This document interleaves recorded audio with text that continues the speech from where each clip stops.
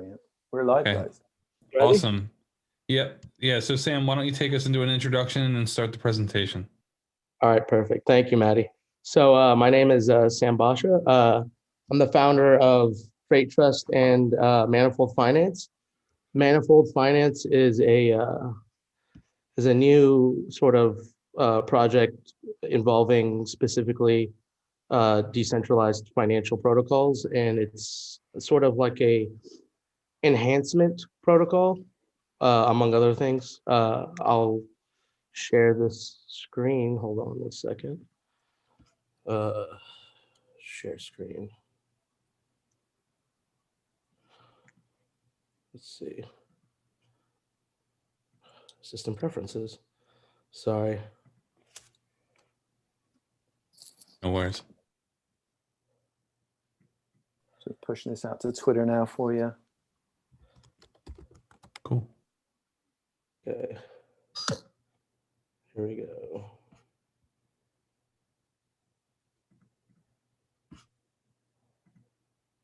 Do you see that? Yep, we got it.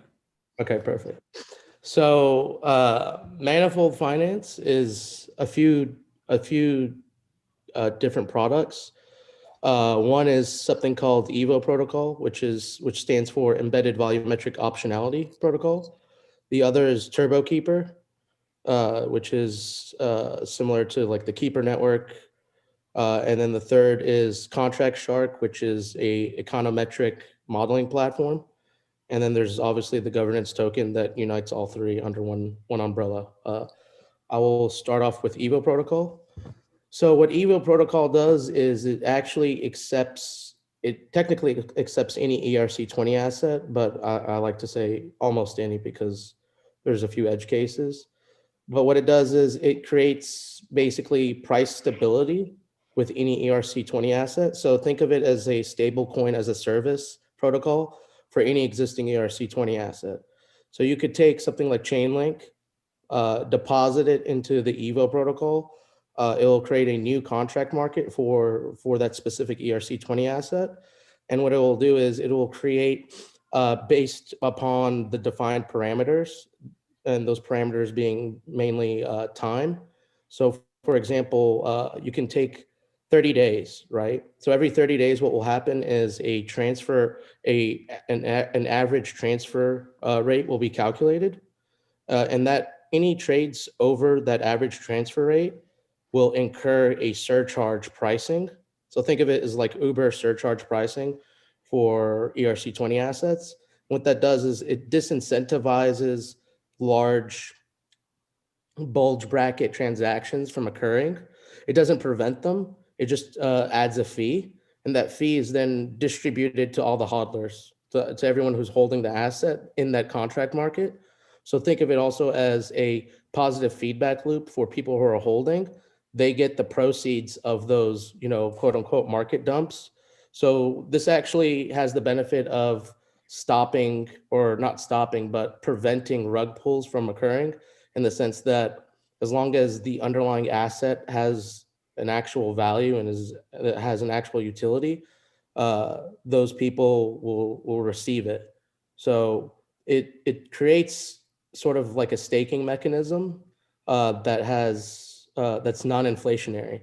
So it's a protocol really that is complementary to existing ERC20 assets, and I'll show you in the next slide. It also enhances existing protocols. So one potential use case is MakerDAO. So with MakerDAO, onboarding new assets is somewhat difficult because price stability and price volatility are big issues. And when I mean liquidity, I'm really talking about market depth. So those key indicators could be used by MakerDAO governance, for example, to filter out the laundry list of ERC20 assets that are out there existingly, and they can use EVO protocol to create contract markets for these assets that they've picked, for example, to onboard into the MakerDAO multi-collateral DAI system for creating Maker vaults. So it offers diversification without the need of fiat, which is what which is going on right now with USDC for DAI.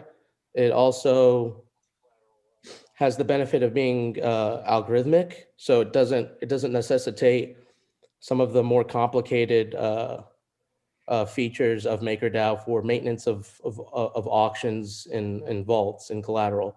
So it's not an extra, burden, quote unquote, on the MakerDAO community.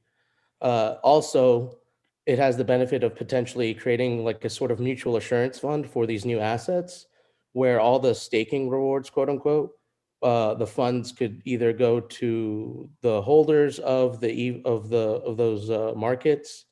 So if it's like Chainlink or something like that, everybody who's deposited into that contract market can receive those funds, or it can go, split, where half of it goes to the fund or the other half goes to, people who are deposited in that contract market.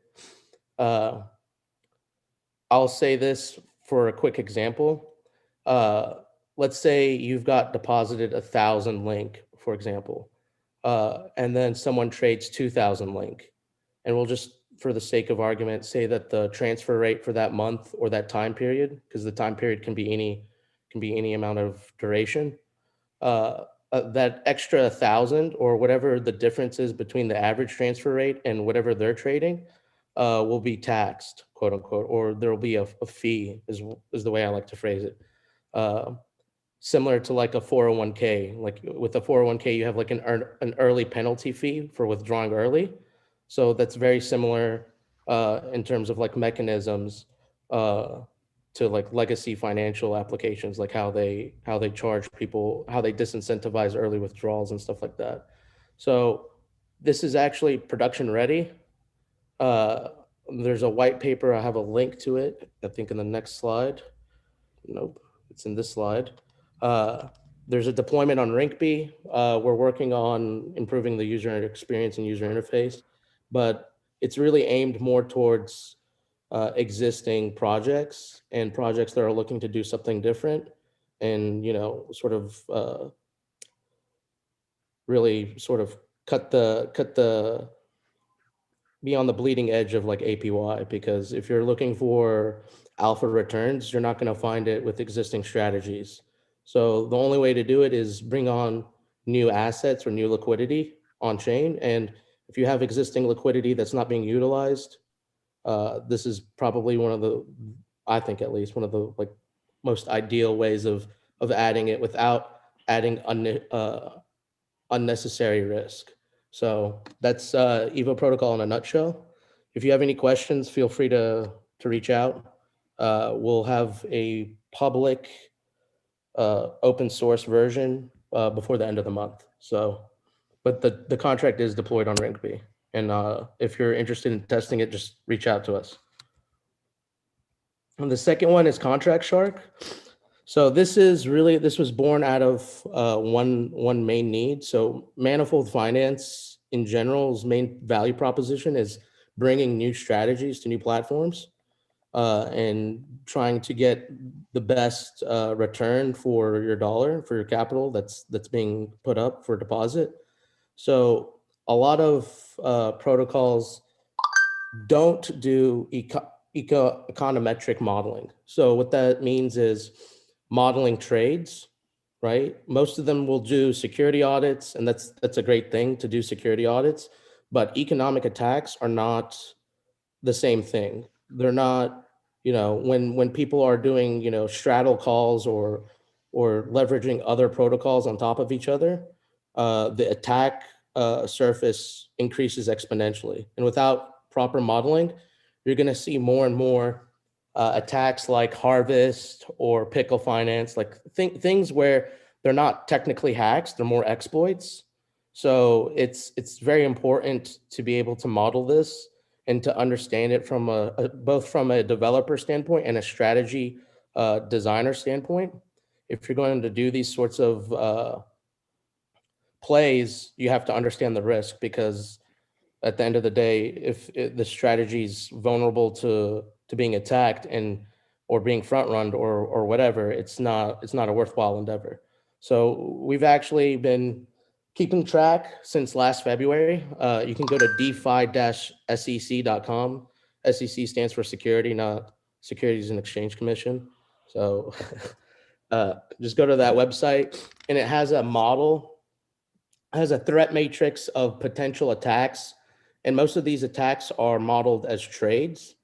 So like flash loans, flash minting, and taking those and adding like an options play or a straddle call, or, you know, trying to drive a wedge in between base pair pricing, basically exaggerating the spread on an asset. We even have one for fake assets. I think that was used recently in an attack. I can't remember the protocol's name, but this is also if you're familiar with a company called Gauntlet Network, it's a great company. They do a lot of this work. Their work is, though, it's closed source, and there's nothing wrong with that. Our approach, though, is a little bit different in the sense that we're only focused on attacks that are related to trade execution and strategy implementation. We're not looking at making an assessment on the protocol soundness, which is what Gauntlet Network is more focused on. So the next one is Turbo Keeper. So this is modeled after Andre's Keeper Network. We've been working on this for a little bit. It's designed specifically to be a generic strategy platform for arbitrage and trade execution. So it concerns itself only with trade settlement and trade execution. So basically think of this as a way to prevent front running or to front run transactions. We like to focus more on trade execution and getting your trade through versus trying to be an adversarial player in the market. So we're only really focused on executing strategies that are related to arbitrage because those are time sensitive. Normal strategies like you'd see in Yearn are not time sensitive in the sense that they're not dependent on the current price. They're more dependent on whatever that protocol's specific implementation details. Like, let's say they're farming a token that's only going to be around to be able to be farmed for a few months. That's a strategy. We're dealing with more with trades as strategies. So these are sort of trade strategies that may only last a few weeks to a few months, whereas like a Yearn strategy could potentially last for like 18 months or 2 years or however long the underlying instrument is supposed to be able to be farmed or whatever. So this is, and this goes back to what Manifold Finance is doing, which is creating strategies for multiple ecosystems. So the first ecosystem we're obviously focused on is Yearn, developing strategies for them. And then we're also focused on incentivizing and bringing on new strategy makers. And that will go into the governance token. So the governance token distributes and incentivizes strategy fees to holders.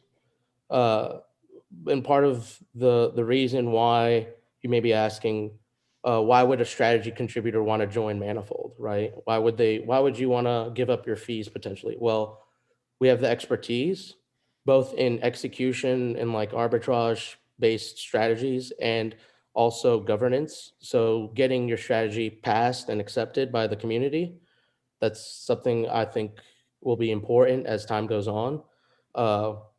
There's also resources. So being able to model both back testing and all that sort of stuff, and basically being able to reduce the time from being able to tell, hey, I have a strategy idea, to knowing that the strategy idea is viable. You know, that's a big thing. No one wants to work on a strategy that's not going to be financially viable long term. So that's something that we have in our wheelhouse, along with data sets. So we have full archival nodes on the Ethereum main network, which are available to contributors. We have sort of all the apparatus that you would need to make you successful, with minimal amount of governance interference and a minimal amount of, hand-holding. So we're not looking to micromanage people, but we're also looking to grow people's skills and learn from them, and hopefully they learn from us as well. So it's more of a, I don't want to say a cooperative, but it's sort of like that in the sense that everyone owns part of it. Your contributions, so your fee contributions are proportional to how much you give in. So don't think that if you have a wildly successful strategy that you're going to get shortchanged. It's based on proportions. So you will get commensurate based on percentage of the total amount of fees paid out. So if your strategy is responsible for 60% of fees that are paid out to governance holders, you will get 60% of your fees back. You will also be given governance tokens. There's only a small amount, and those are purchased from open liquidity, so they're not minted because our governance token is a fixed supply token. It's not an inflationary model. So those are the highlights of Manifold. We will be posting our MakerDAO governance proposal fairly soon. Now that the flash minting and flash loaning governance proposal is now available to be voted on by maker holders. That was like the main hang up until now. Now that when that passes, we should be able to get our proposal at least voted on, and I think passed. So here's also a quick roadmap. Evo protocol is launching by the end of December 2020. That's this month. Turbo Keeper is already released as a beta. You can find it on our GitHub.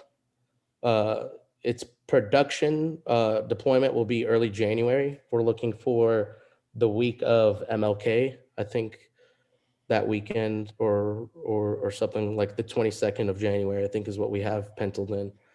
Contract Shark is sort of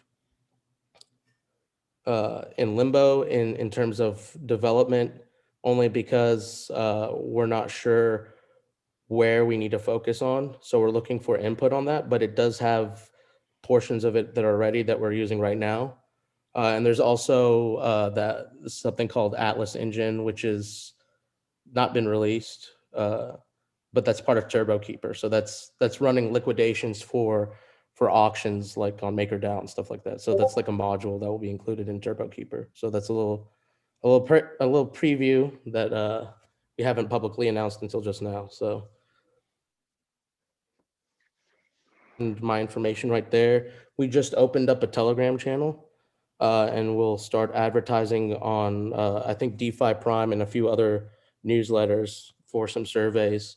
So keep your eyes open, and if you have any questions, feel free to email me or find me on Telegram. And that's it. Awesome. That's great. Thanks. I really appreciate that. Thank you guys. Appreciate it. And also, we hope you stick around as well for the discussion after the last presentation. We have about 10 minutes.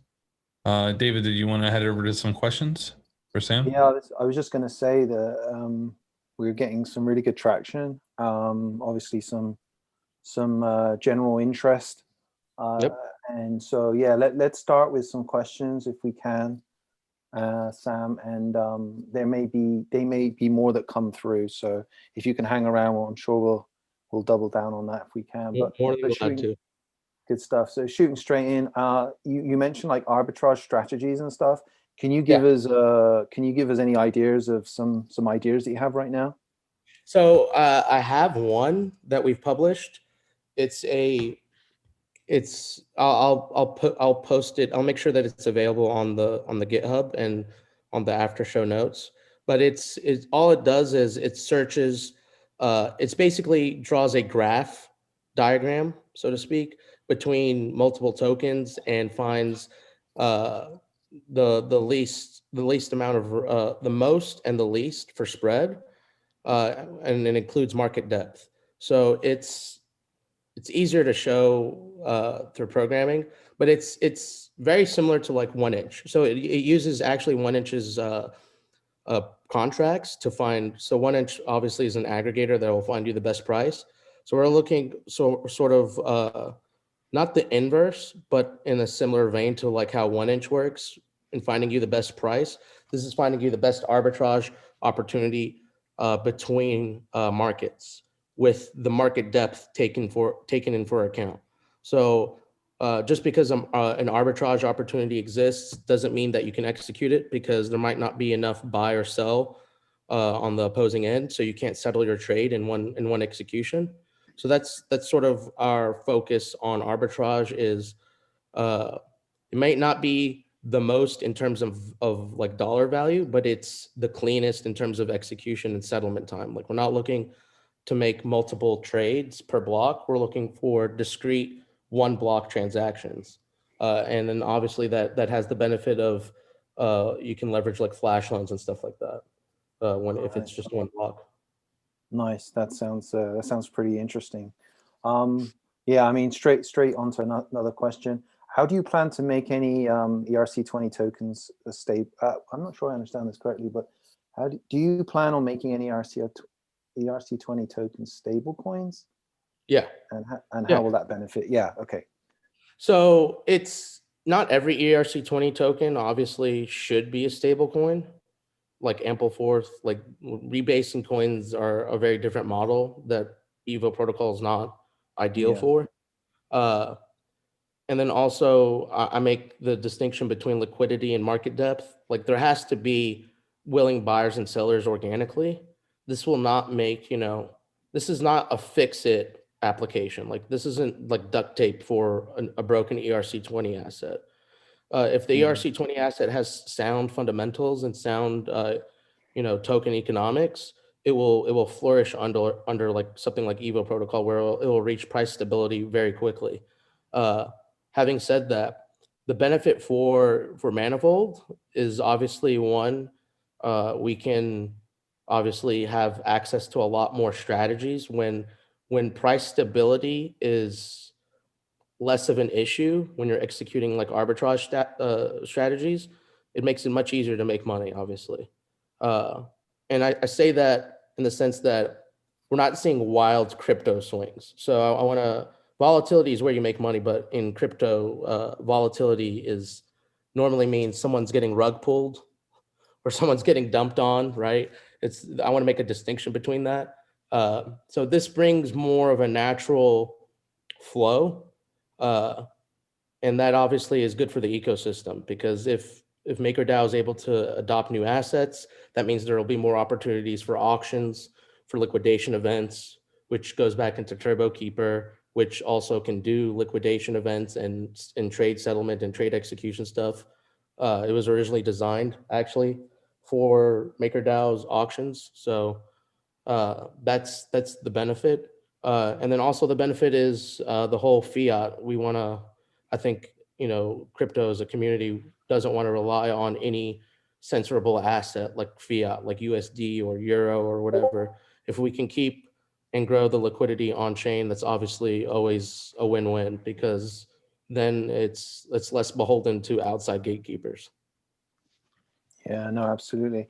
I definitely sort of second your sentiment in terms of finding strategies that keep that volatility to a sensible level. Exactly. Particularly if you're doing LPing and stuff like that, that's one of the biggest issues with any type of like sensible investing. So yeah, I'm super excited about that personally. So moving on for some of your comments, the sort of next question is, what is econometric modeling? Econometric, so it's just economic metrics. So econometric modeling is like finding out like the TVL ratio, or let's say we want a stress model. So this is traditional legacy markets, like regulations will have banks do simulations. Like, let's say a bank's loan to value ratio, or a bunch of loans on their books all of a sudden go bad. How many of those loans will have to go bad until the bank is technically in default or technically bankrupt? So what it does is it models like different tokens stressing the protocol in different ways. So let's say all of a sudden a bunch of tokens are flooded into the market and market sell. So how would that affect the protocol, right? Yeah. Or let's say the spread becomes like insanely wide. What happens to loans? How many loans like For example, on Black Thursday, I think, of last year for MakerDAO, if you had done the modeling, if ETH had hit like $58 from like $62 to $58, over 20 million ETH would have been available on MakerDAO. That's the sort of modeling I'm talking about. Like, where are the key points of inflection that change something from being like a bad day to, you know, a historically bad day, right? So it's knowing those sorts of edge cases that can be helpful in proactively managing and proactively monitoring smart contracts, which is different than smart contract auditing, which just looks at the contracts at a point of time. This is supposed to be more of a continuous solution where it's continuously monitoring potential bad actors and stuff like that. Well, David, if I could just step in here, we have about 2 minutes left, so I want to ask the final question here. Could you just tell me, just because I know a little bit more about you than maybe some of the other people, maybe just tell us a little bit about your work with Yearn and the YIFS proposal? So yeah, so with Yearn, I'm looking to launch these strategies. One is they're mainly arbitrage strategies. With YIPS, I've done some governance work with Yearn. I like to think that I'm pretty involved, but that, you know, that remains to be seen, right? Like, I don't want to, you know, I don't want to toot my own horn, but do it, toot. You know, my involvement has been more in governance than in like development, just because I've been focused on Freight Trust and Manifold and Evo and all these other things. But they all go back to Yearn, because Yearn obviously has a great ecosystem. There's some great developers, some really talented engineers actually, and I'm honestly privileged and honored to be learning from these people. So that's my involvement. It's more in, I want to say, like, not quite operations, but administration. So doing the paperwork for like devs that need to be focusing on like version 2 vaults and that kind of stuff. And then there's also some testing for Evo that I'm doing in trying to release a new product for Yearn called Wide Way, which is supposed to be a hedging instrument for Ethereum gas pricing, but that's not supposed to be public knowledge. So you guys get a benefit of an exclusive disclosure. We appreciate that. I know how much Dave loves to release private information. No insider trading. No insider trading. I'm used to work. I'll tell you. If you just ask me, I'll tell you. So yeah. I'm used to working with regulators, and it's all about giving the information as early as possible. Yeah. Well, we got one of the best regulators here, Simone Martin. She'll be joining us in the panel in about 30 minutes. But guys, if you're hearing me in the production booth, let's switch over to the next stream. And Sam, just stick around for 30 minutes, and we'll start our panel after Paul comes on.